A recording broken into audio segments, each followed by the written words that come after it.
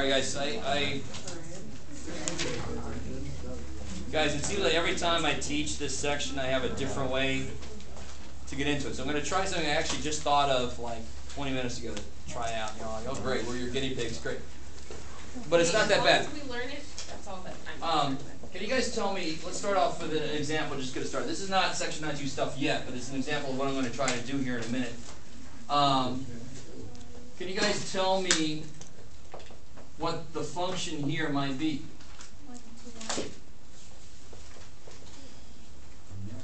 What would the function be? Maybe that's doubles. Yeah. So what would it look like? What is y is always twice x, right? So it's sort of like what we were doing earlier, but the earlier example was a little bit harder because they weren't quite the same here. To make this just a little bit harder, I could do this.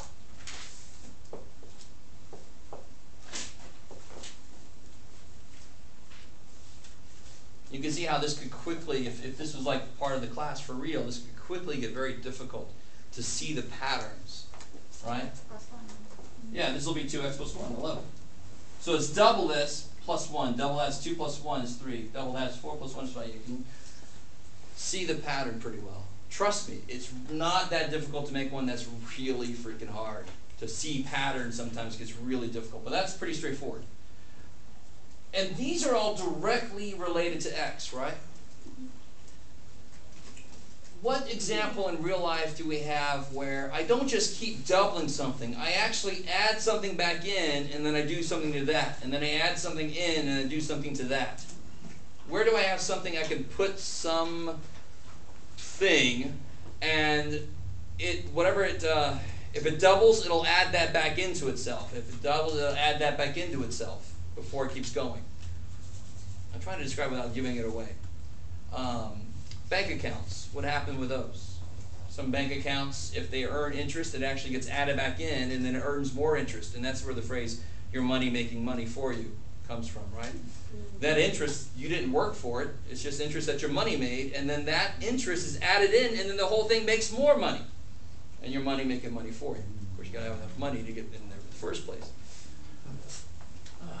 But, so here's what I'm trying to say. If I had like, let's say at time 0 I have like $3 and I have an incredibly nice bank. I have to make this really freaking nice because I want the numbers to be nice to work with.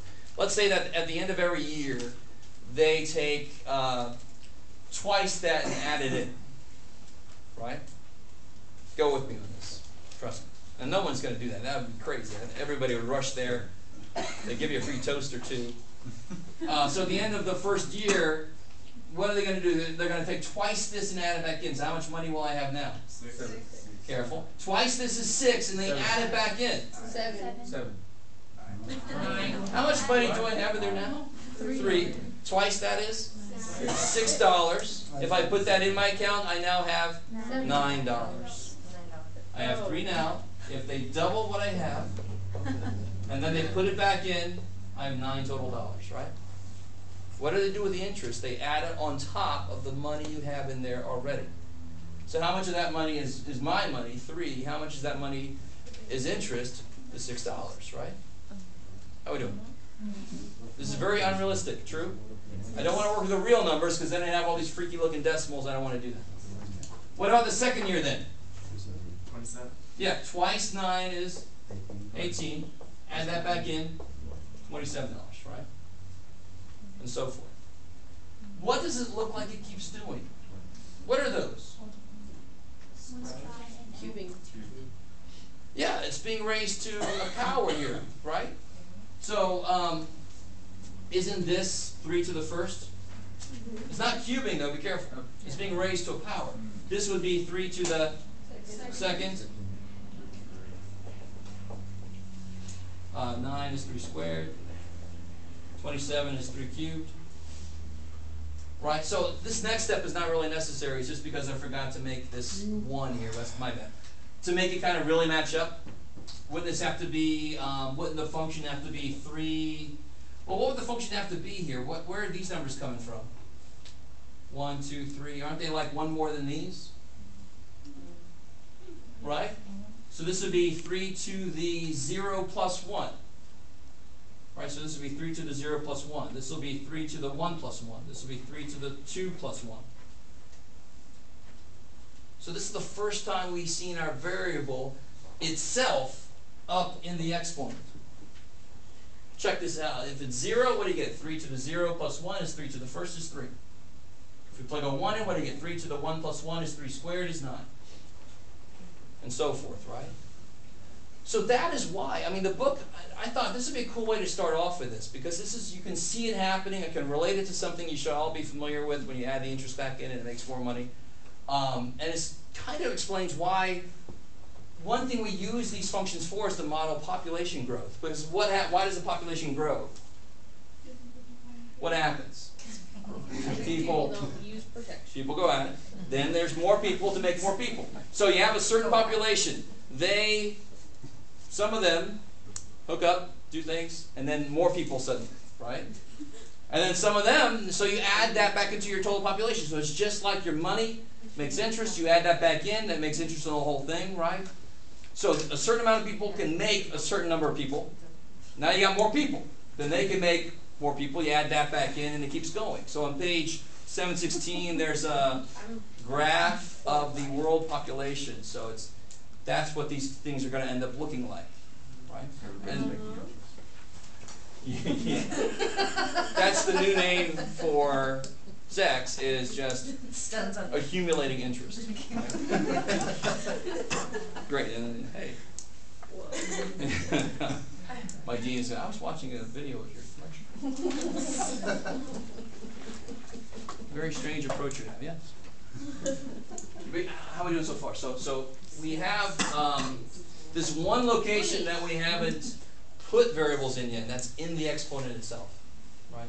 And it pretty much always can model anything where I'm either putting more stuff in and then growing based on how much there is. So it's adding more to itself, which makes more, and then you add it to more, and it makes more, and it goes like that. Or even the other way around, which we'll talk about in a little bit.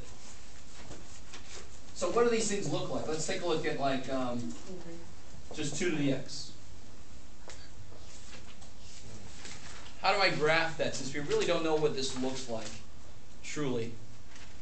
How do I graph something that I don't know what it looks like? Put a big question mark on paper and turn it in. So if you want to follow Danielle's lead, You'll get an F in the class. you could try that. What, of course, without using graph calculator, because I expect that answer always, just plug in a graph calculator, that's nice, but how do you do it by hand? What do you do when I give you a function you don't know what it looks like? You make a table. And what's some good stuff to throw into the table? A mixture of stuff. You want to make sure you put some negatives in there, 0, some positives in there, nice mixture of stuff. So let's try that. Let's do -3, not -0, Jeff. There you go. Try a whole bunch of stuff here, see what it looks like. Alright, so try to finish that table out. And maybe try to graph what you've got. There's a couple of things you've got to be careful about.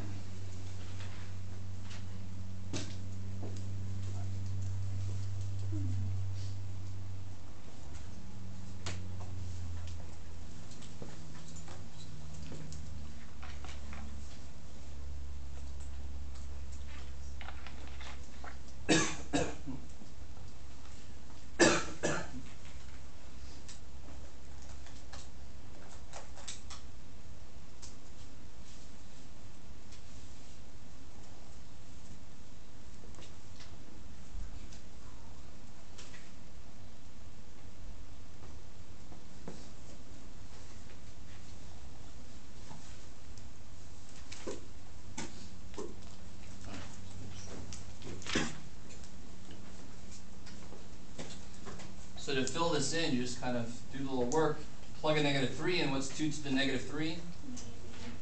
Careful. 1/8. Right? All the things we've done before can't change. So we know that negative powers mean flip.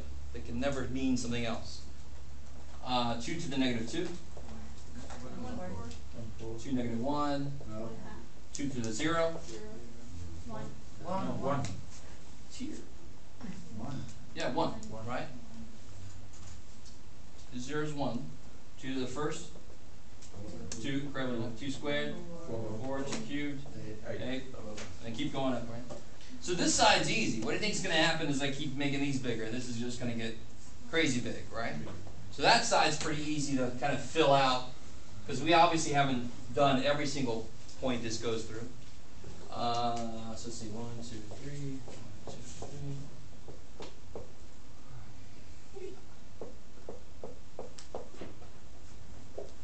So at -3 it was 1/8, and how do you do that? You just put something really close.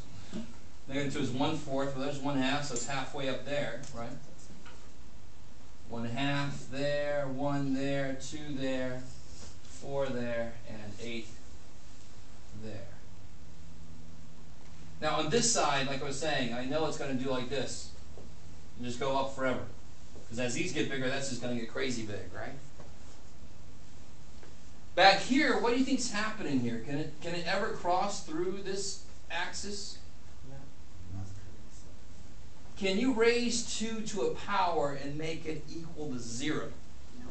No. Because even think about it. 2 to the -3 is 1/8. 2 to the -18 billion, whatever, right? 18 billion to the 18 billionth power, whatever, is going to be 1 over 2 to the blah, blah, blah. It's always going to be 1 over, isn't it? 2 to the negative something is 1 over 2 to the something. It's always, and the only way for that to be 0 is if this equals 0. Well, it's always freaking 1. So what's happening here then? What is this acting as? What's something that can get close to and never get to? Asymptote. So it's acting as our first little, not really our first one really, but as our first official horizontal asymptote. Right? It can never get there. Think about it. And this is, anybody ever heard of Zeno's paradox? You know, like most of the shit comes out of your mouth ever. Zeno's paradox is always funny to me because when my teacher first told us, I was real. Well, I'm still a smart ass, but Zeno's paradox is if I got to get to this town over there, and I'm Zeno, I can never get there. Because I've got to first go half the distance, and then I've got to go half that distance, and then I've got to go half that distance, and then I've got to go half that distance. I'm never going to make it there. And what I said was, well, just lie to him. Tell him it's twice as far away as it really is. So he said, I'm halfway. No, you're there. Dumbass. Oh, sorry. Do you guys kind of get what I'm saying? I mean, on one level, that's just like math people have too much time on their hands, right? Just leave that stuff alone. But do you see what, that's really what's going on here? Does this thing ever actually reach that axis? No, it always gets half closer, half closer. Here's 1/2 away. Here's 1/2 of 1/2, 1/4. Here's 1/2 of 1/4, 1/8. It never freaking gets there, right? So that's really the paradox is all about graphs, really, not about people. I can just, well, I'm there. Leave me alone, right? All right. If you want to look that up, it's Zeno.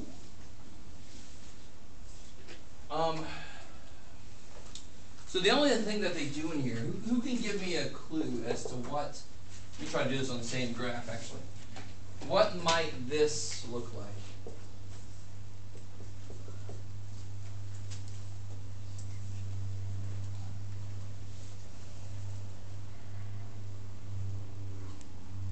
You don't have to make another table. What would that do to it? Add 1 to the whatever power. Here's x squared, right? What does this do to it? Oh, let me make it say. What does that do to it? Where will the vertex be now? Here the vertex is 0, 0. Where's the vertex now? Makes it go back -1, right? Remember that? Makes it go the opposite direction. So, that 1 is with that x. What's it going to do to that graph that I've already graphed? It's going to shift it back 1. What's that going to do to that? Up 2. Just like if I put a +2, it would take the, right? So that's what I was saying before. We didn't learn something specifically about parabolas when I was talking about that. We learned about any frickin' function. If you put a number in with the x like this, it's going to make it go left and right. A number outside is going to make it go up or down. For any freaking function, I don't care what the hell it is. So now I can take like this point, it would go back 1, up 2. This point would go back 1, up 2. This point would go back 1, up 2. So I'm just picking the whole thing, moving it, moving it. This point, back 1, up 2. Where's my asymptote at now? The whole asymptote is going to go up 2, so it's like right here. So now my graph looks like this. So I just took hold of this whole thing and moved it back 1, up 2. Okay, baby. Trust me, those of you going to pre-calc are going to do that thing everywhere. Yeah. You said back 1, so you mean go that way. Back 1. Back. It's negative 1. Yeah, in the negative direction. So, So yeah. this point went back 1, up 2. Uh-huh. Right? And that. This point back went 1, back 1, up 2. Okay, so you just didn't graph the very last point. No, I just graphed a few in the middle. Okay. Yeah. Little tiny ones I didn't want to worry about too much. How you guys feel about that? That's how we developed the whole where the vertex thing is. By realizing where's the parabola end up if I shift it. Then we got a shortcut. It's just going to be -1, why? Because I move it back 1. 2, why? Because it would go up 2.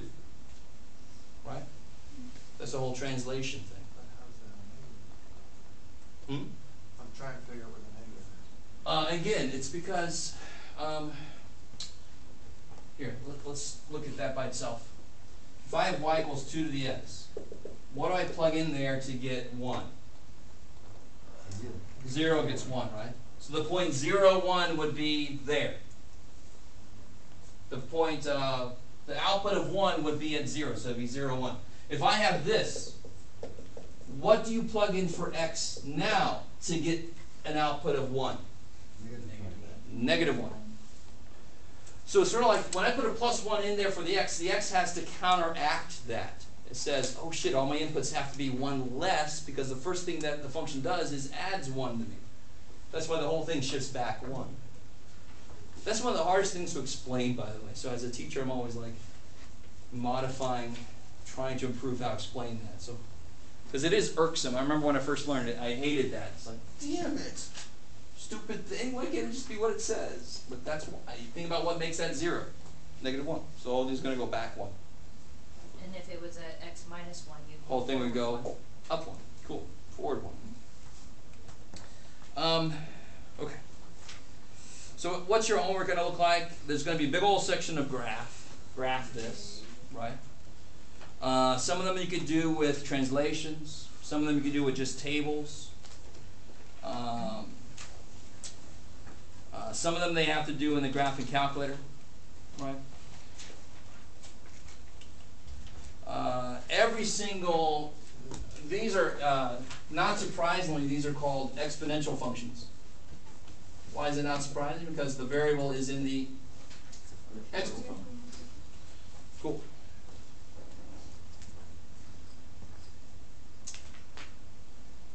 Okay. I can't really say too much more about that. I mean, that's pretty straightforward, hopefully. I mean, creating these graphs, you can make a little table, plot it, it's just raising it to a power, and then plotting the points. You do have to realize that inherent in this, there is an asymptote. That's really the only freaky part of this graph is that there is an asymptote in there. So if I ever lift it up or push it down, that asymptote's going to move. Just like it did here. Now it's approaching 2 forever, right? Okay. What's slightly more interesting now, because the way I used to teach this was I'd say, where have we not put the variable yet? And then I get all kinds of interesting, way too creative answers. And I say, well, we haven't put it up there. And then we kind of do what we just did. Let me ask you this. If I had a function f of x equals 3 to the x, what's f of 0? 1 to the 0. Which is 1. Cool. And what's f of -2?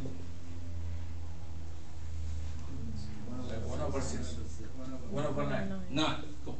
Now, what about this? What's the x value where f of x equals 27?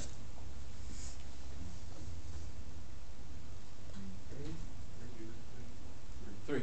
So, do you see how, of course, for x equal to 3, that would be 3 cubed. That's what 27 is, right? Do you see how this question that we've seen before, this question is actually related to the inverse function? Because what is that 27 for this function? That would be the output, right? And then this would be the required input. So a lot like when I ask you this question, what's the square root of 49? You don't actually do anything to 49 unless you break it up into two parts, but you still think backwards. What does it take 2 of to make 49, right? You think backwards. If I ask you what's 7 squared, you do it. 7 times 7 is 49, right? You can actually just do it. This is the opposite function of this, because to do this, you think backwards from this. So some of you guys might realize where I'm going with this. If I have a function that is this function, and it is a function. Why is it a function? Because it passes vertical line test. Does it have an inverse? Because it passes horizontal line test. All right. So now our next step is, what the hell would that be? And that's the last thing we'll do today. Hopefully I can sneak in enough of this.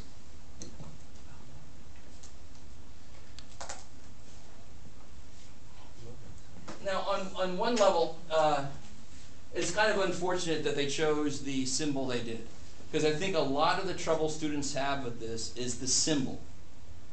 This is the first time we have a word as a symbol, right? Some of you guys might know where I'm going. But it is as simple a question as me saying to you, 2 to the x equals 16. What's x? 4. Isn't that really the same thing as me saying x to the 3rd power equals 125? What's x? 5. In mathematics, we don't like this. I like to be able to write something on, like I'm attacking 120. I want to solve for x, right?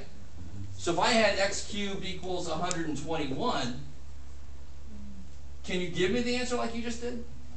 But I still want to be able to solve for x. Do you see what I'm saying? And of course, we know we'd write x equals cube root 121. So we have, this symbol exists for us so that we're able to take the cube and write it inversely as the cube root. Whereas over here, can I write this inversely? Can I invert it somehow? X equals some function attacking 16? Do you guys kind of follow what I'm saying?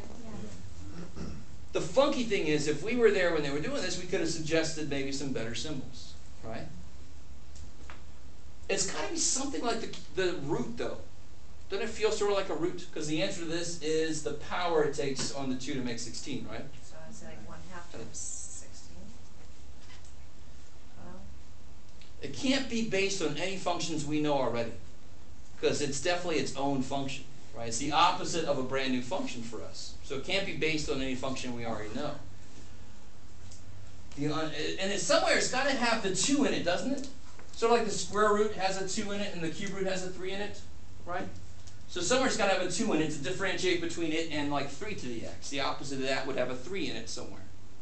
Like the opposite of a cube has a 3 in it. Right? Are you guys still with me? I'm slowly losing a percentage of people every time I open my mouth. So here's the unfortunate thing. The symbol they decided to use is basically Greek for the study of numbers. And it's log base 2. Huh? So the reason you guys are cool with this is because you've seen this symbol a lot. Cool? If I said, what is the cube root of, what, Jeff? 343. How would you start to attack that if you didn't know? You try to break it down because you know what this symbol is saying to you. What is that symbol saying to you? Find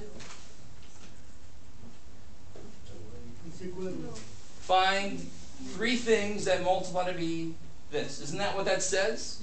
So the reason we don't like that stupid guy is because we don't know what the hell he's saying. There's some freaking log sitting in my problem. I never expected this to happen. I haven't had anybody draw a little frog on the log yet, but that'd be kind of cool. I don't know what to do with this frog, but here's a frog for you. You know? If we just could realize what is the question that stupid symbol is asking, they could have made the symbol like this, maybe. You know, and then we'd all be learning the box symbol thing. We call it the boxing. I don't know if you guys really know what I'm saying. Like, this symbol didn't have to be the way it was. They had to choose something. And it was based on different things they'd used before. This symbol, they made it up, and I wish I'd been there and said, you guys are stupid. These are guys going to throw everybody off. But what is that really asking? That is asking exactly what this is asking. What is this asking? What's the power I've got to put on 2 to make 16? So this is asking, what's the power I have to put on this base to make this? That's what that's asking, right? And that's why the answer to that, of course, is 4. How do you check yourself? 2 to the 4th power is 16. So watch, let's do some quick fire things here.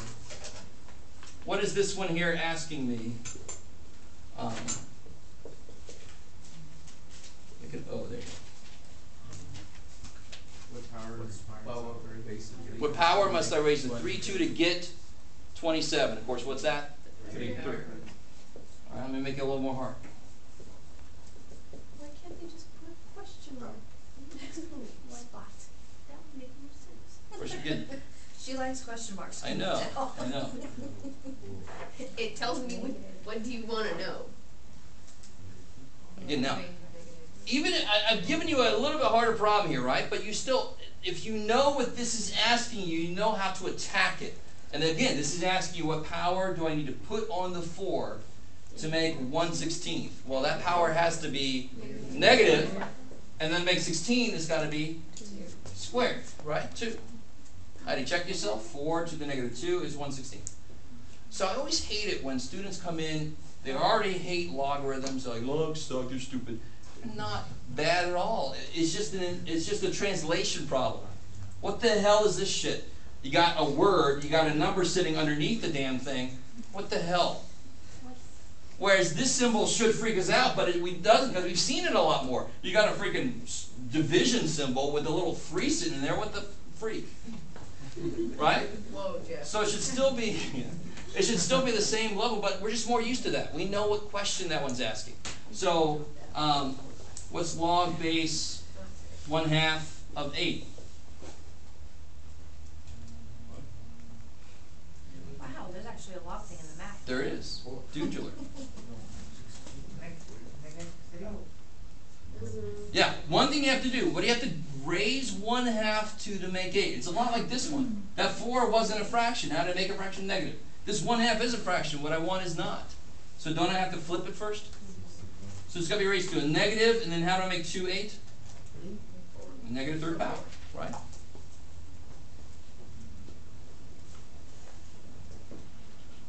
What's log base 16 of 4? Why? I like it. The square root of 16 is 4, right? Would I have to raise 16 to get 4? It's not a negative, is it? I don't want a fractional answer, do I? I need to cut 16 down, and what exponents cut things down? Fractional exponents, right? So I got to raise 16 to the appropriate root, the 1/2, which would be a square root. Do you guys see what I'm saying? All right. So if I put this down here, if I put that down there, could you guys tell me what that is? What are I raised 16 to the 4? So it's the same exact question that's asking. These ask the exact same question. Just like these ask the exact same question. There's your question mark. Right? So I really hope you understand that. I don't think I've ever said that actually to a group of students before, but that's really important. I think I've said around it, but you can't do the problem if you don't know what the symbol is asking you. So if you know that this, right? It's very basic, but it's really easily glossed over as a teacher. It's really easy to gloss it over. Just go, here's a billion examples. Now you do some. Fuck, man, I don't know where that number came from. Right? I eventually had to say it. I knew it! I was like, wait a minute, did he just drop the F-bomb? I've been walking around it all day. We noticed. So that would be 1/2, like we just said. Right. But now, as long as you understand what this is trying to ask you, you know how to attack it. That's my point. Now we know what it's asking me, I know how to try to start working it out. It's not a memorization thing, right? People come at it, maybe they think logs, you have to memorize the logs, that's silly. You can still work it out, you just have to know how to attack it. So let me see, I'm running out of examples. What's log base 7 of 1? 0. And you can do it because you know what question to form in your head. What do I raise 7 to get 1? That's the question you ask yourself when you see a logarithm. You can't do it without having that question. I think sometimes students think, I shouldn't have to have that. I should be able to do it. That's what true math is. Screw that. That's crap. That's what I say to myself when I look at that. What do I raise 7 to get 1? 0. What do you think about this here? Log base 2 of 0.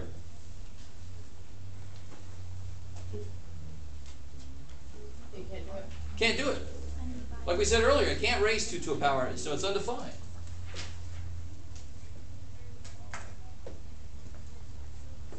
Okay.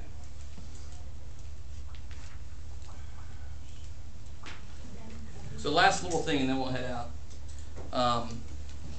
Yeah, that's perfect. Good time. And it's something I've kind of already done a couple times, but I want to make it more formal. By the way, I had a teacher, every third word was the F-bomb. I always said, you know how people say, you say people have a short fuse? I always said his fuse was inverse fuse. It was always in there. I mean, everything. And we would just sit way back. Nobody was in the front row. He'd come in late, he would stare at you. People make bets on how many F words in a class? Huh? Do people make bets on how many F words in a class? Well, you just knew it was going to be a barrage of them. I mean, just say it's in the 30s, 40s, however long the class was. Anyway, it was like a comma for him, I think. That sounds like me. So we have 2 different forms, basically.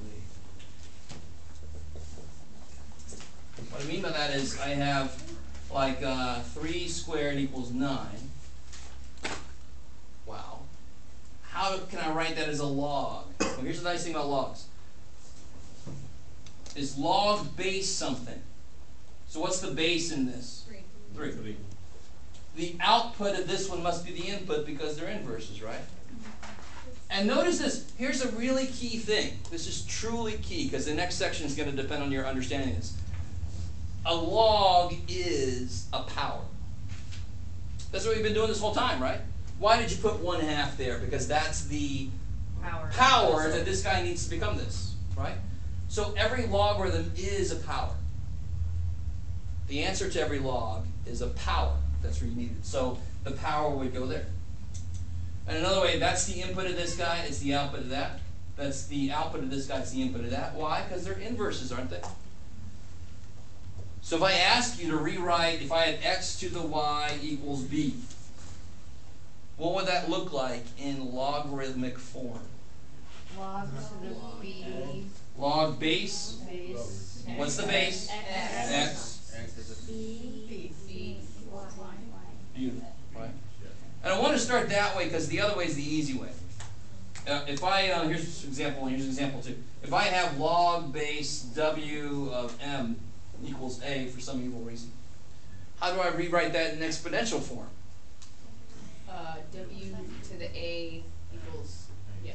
I love it. Base to the power is the inside. You can always just draw these little symbols. Corey Manchester, if you know him, I don't know, I don't really even want to do this, but he makes somehow a snail out of this thing. And it's a little snail function. He likes animals. He's got like a cubic. Yeah, I know. Cubic is like a giraffe. And I always used to joke him because I'm like, that's evil because his front leg is gone. He's gonna fall over. But as soon as it works, so hey, what the hell? So I can always just draw these little arrows. W to the A equals M. That's how I can rewrite that from logarithmic to exponential form. Because they both mean the same thing. Yeah? What does log mean without a base? Like if I were just to say log 7? So, what does square root mean without a number in here?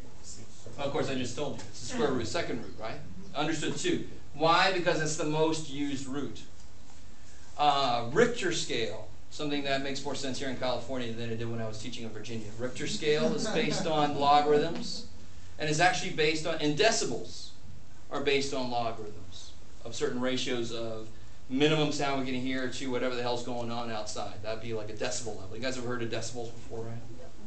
Maybe.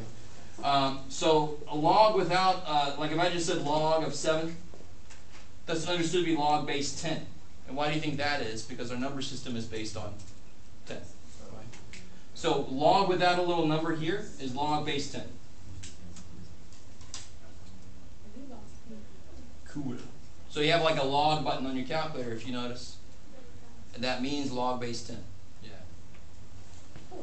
There's one other thing I got to say, but I wanted to say, but